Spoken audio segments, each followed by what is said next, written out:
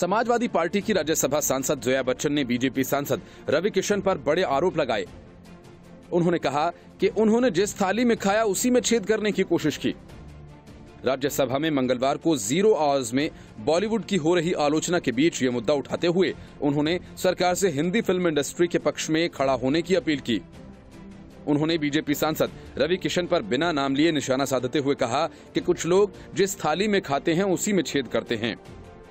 जया बच्चन ने कहा कि जब भी देश में कोई समस्या सामने आती है, सबसे अधिक बॉलीवुड के लोग ही मदद के लिए खड़े होते हैं।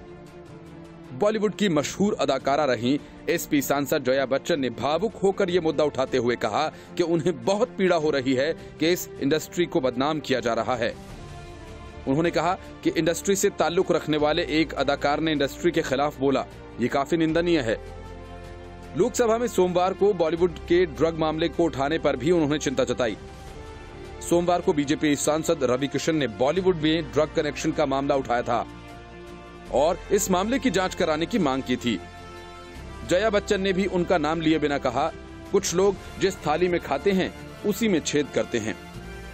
जया ने कहा, चंद लोगों के लिए पूरी इंडस्ट्री को बदनाम नहीं किया जा सकता। दरअसल बॉलीवुड अभिनेता सुशांत सिंह राजपूत की मौत के बाद इस मामले की जांच चल रही है। इसमें ड्रग्स से लेकर कई तरह के दूसरे मामले आ रहे हैं और बॉलीवुड के कई कलाकार निशाने पर हैं।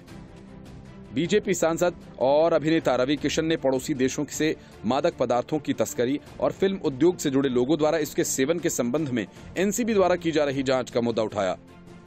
सोमवार को लोकसभा में उठाए गए इस मुद्दे पर इस दिशा में कड़ी कार्रवाई की भी मांग की गई। रवि किशन ने सदन में शून्यकाल के दौरान यह मुद्दा उठाया था और कहा था कि पाकिस्तान और चीन से मादक पदार्थों की तस्करी हो रही है, साथ ही देश की युवा पीढ़ी को बर्बाद करने की साजिश।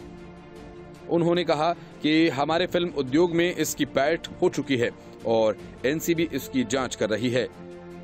गोरखपुर से बीजेपी सांसद ने कहा कि मेरी मांग है कि इस मामले में कड़ी कार्रवाई की जाए और चीन और पाकिस्तान की साजिश पर रोक लगाई जाए।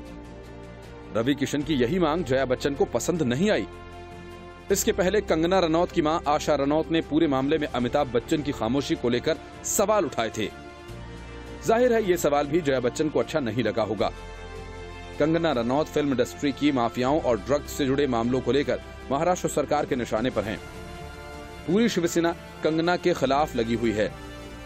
शिवसेना के साथ शरद पवार और कांग्रेस भी है। समाजवादी पार्टी भी इस मामले में शिवसेना के साथ है।